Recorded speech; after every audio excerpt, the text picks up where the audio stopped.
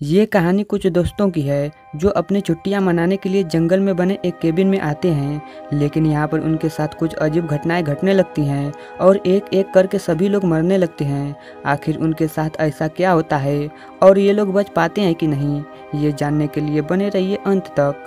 Movie start होती है और हम कुछ दोस्तों को देखते हैं जो गाड़ी में बैठकर अपनी छुट्टियां मनाने के लिए जंगल में बने एक केबिन की तरफ जा रहे होते हैं। लेकिन गाड़ी में तेल खत्म हो जाने की वजह से ये एक पेट्रोल पंप पर उतरते हैं जहां पर एक बच्चा मास्क लगाकर बैठा होता है।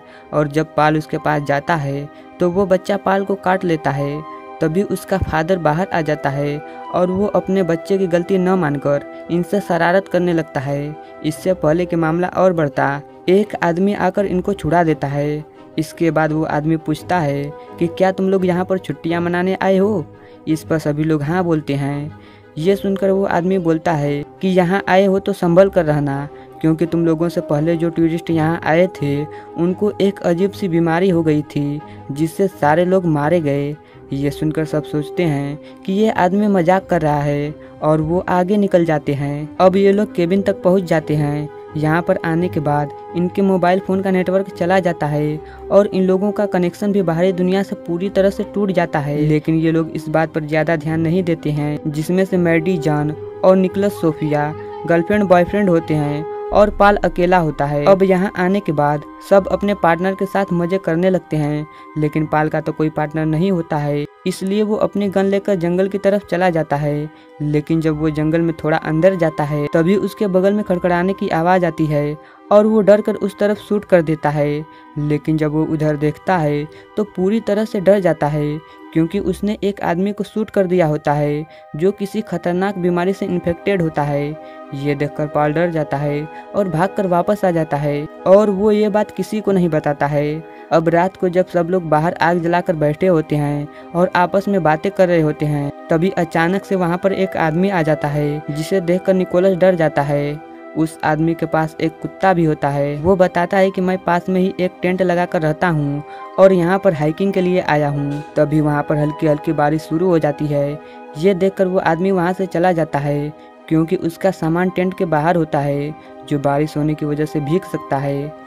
अब ये लोग घर के अंदर आ जाते हैं और आपस में बातें कर रहे होते हैं कि तभी यहाँ पर वो इन्फेक्टेड आदमी आ जाता है जो पाल को जंगल में मिला था। वो इस समय और भी ज़्यादा इन्फेक्टेड हो गया होता है। इस आदमी को देखकर ये लोग उसकी मदद करने की कोशिश करते हैं, लेकिन वो इनकी गाड़ी में जाकर बैठ जाता है और इससे पहले कि वो गाड़ी लेकर भागता, वो गाड़ी के अंदर ही खून की उल्टियाँ करने लगता है। ये देखकर ये लोग उसको मारने की कोशिश करते हैं और इसी दौरान गलती से उस आदमी को आग लग जाती है, जिससे उसकी वहीं पर मौत हो जाती है। अब ये लोग पूरी तरह से डर चुके होते हैं। रात के हादसे में इनकी गाड़ी भी पूरी तरह से डैमेज हो गई होती है और इनके फ़ोन में नेटवर्क भी नहीं होता है।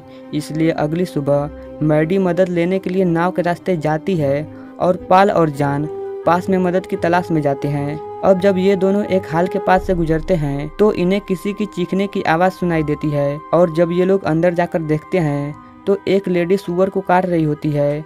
ये लोग इस लेडी को अपनी प्रॉब्लम के बारे में बताते हैं, जिसे सुनकर वो लेडी इनको अपने घर ले आती है। यहाँ पर पाल उस लेडी को उस इन्फेक्टेड आदमी के बारे में बताता है, जिसे सुनकर वो लेडी एक आदमी की फ़ोटो दिखाकर कहती है कि ये वही तो नहीं है, ये मेरा कज़न है। ये देखकर दोनों डर जाते हैं, क्योंकि ये वही आदमी होता है। इसके बाद ये दोनों झूठ बोलकर वहाँ से निकल जाते हैं और वापस आ जाते हैं और यहाँ पर मैडी भी वापस आ गई होती है और इन्हें कोई मदद नहीं मिलती है। इसके बाद हम निकोलस और सोफिया को देखते हैं जो इंटीमेट हो रहे होते हैं कि तभी सोफिया के बॉडी से ब्लड निकलना शुरू हो जाता है, जिसे देखकर निकोलस पूरी तरह से डर जाता है। इसके बाद ये लोग मिलकर किसी तरह से सोफिया को एक अलग कमरे में बंद कर देते हैं और उसे क्वारंटाइन कर देते हैं ताकि ये लोग इन्फेक्टेड न हों। इसके बाद निकोलस रात में ही अकेले ही मदद के लिए निकल जाता है और उसके साथ कोई नहीं जाता है। यहाँ पर हमें पता चलता है कि जब जान पर आती है तो सभी लोग साथ छोड़ देते हैं, चाहे वो कितने भी अच्छे दोस्त क्यों न हो। खैर, इसके बाद निकोलस को देखते हैं जो एक गाड़ी के पास पहुँच जाता है जिसमें एक कपल होते हैं। वो उनसे मदद मांगता है, लेकिन वो निकोलस को एक चोर समझकर वहाँ से भगा देते हैं और इसके बाद निकोलस वापस आ जाता है। अगली सुबह हम पॉल को देखते हैं जो गाड़ी बना रहा होता है और वो ऐसा करने में कामयाब भी हो जाता है। इसके बाद ये लोग सोफिया को उस कमरे से बाहर निकालते हैं और इस समय सोफिया की हालत और भी खराब हो चुकी होती है। इसके बाद ये लोग किसी तरह से सोफिया को गाड़ी में बैठने के लिए लाते हैं ताकि ये लोग गाड़ी में बैठकर यहाँ से निकल सकें। लेकिन तभी पॉल को खून की उल्टी होना शुरू हो जाती है और वो भी इन्फेक्टेड हो गया होता है।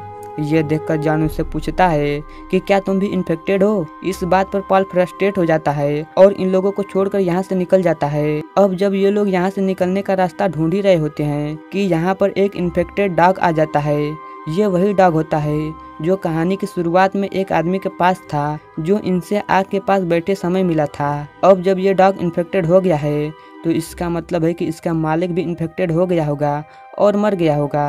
अब यह डॉग सीधे उस रूम में चला जाता है जहाँ पर सोफिया क्वारंटाइन होती है और जब निकोलस उस रूम में जाता है तो देखता है कि उस कुत्ते ने सोफिया को पूरी तरह से जख्मी कर दिया है। इसके बाद निकोलस उस कुत्ते को मार देता है और उसे मजबूरी में सोफिया को भी मारना पड़ता है क्योंकि वो बुरी तरह से तड़प रही होती है। अगली सुबह जॉन कुछ खाने पीने का सामान लेकर खुद को अलग कमरे में बंद कर लेता है क्योंकि उसे डर होता है कि ये बीमारी उसे भी न हो जाए।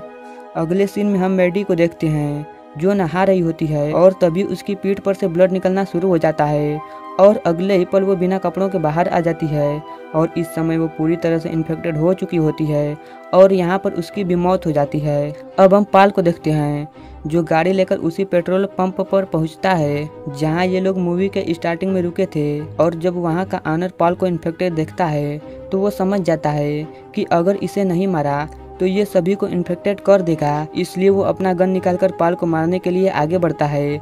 लेकिन इससे पहले कि वो पॉल को मार पाता पॉल अपनी गाड़ी में बैठकर वहाँ से भागने लगता है और वो आदमी पॉल का पीछा करने लगता है। इसके बाद पॉल भागते भागते एक जंगल में आ जाता है और यहाँ पर वो लोग भी आ जाते हैं और इसके बाद वो लोग पॉल को गोली मारकर यहीं पर मार देते हैं। इसके बाद ये लोग केबिन तक पहुँच जाते हैं ताकि केबिन में सभी लोगों को मारकर इन्फेक्शन को यहीं पर रोक सकें। लेकिन जब ये लोग केबिन तक पहुंचते हैं तो वहां पर निकोलस होता है और इससे पहले कि ये लोग निकोलस को मारते निकोलस पॉल की गन से इन तीनों को मार देता है। इसके बाद निकोलस की हालत भी खराब होना शुरू हो जाती है और वो मदद खोजते खोजते कुछ लोगों के ग्रुप से मिलता है जिसमें एक पुलिस लेडी भी होती है। निकोलस पुलिस लेडी से मदद मांगती है लेकिन वो निकोलस की मदद नहीं करती है और निकोलस को यहाँ से बाहर निकलने का एक शॉर्टकट रास्ता बताती है। इसके बाद निकोलस उस तरफ आगे बढ़ने लगता है लेकिन वो रास्ता गलत होता है और निकोलस भी जंगल में भटक कर मारा जाता है। इसके बाद हम जॉन को देखते हैं जो अभी तक सेफ बचा होता है क्योंकि उसने खुद को एक कमरे में बंद कर रखा होता है। जब वो बाहर आता है तो देखता है कि चारों तरफ खून ही खून होता है और चारों तरफ डेड बॉडी पड़ी होती है।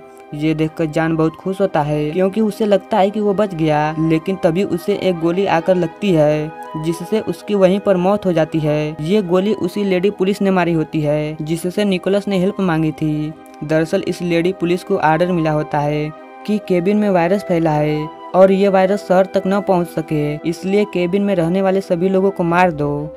इसके बाद हम देखते हैं कि पुलिस वाले पूरे केबिन को सैनिटाइज कर रहे होते हैं और इसी के साथ ये मूवी यहीं पर खत्म हो जाती है।